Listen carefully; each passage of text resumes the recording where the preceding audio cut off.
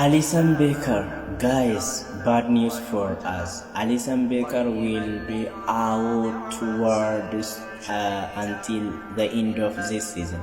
Alisson Becker እስከ መጨረሻው የውድድር ዓመት እንደሚወጣ ወይም ደግሞ ሊያገለግል እንደማይችል አርኔ ስሎት አረጋግጧል።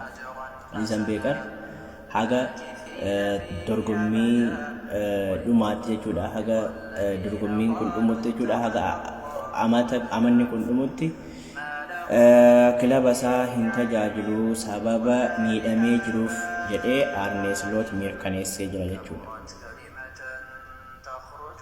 Confirmed.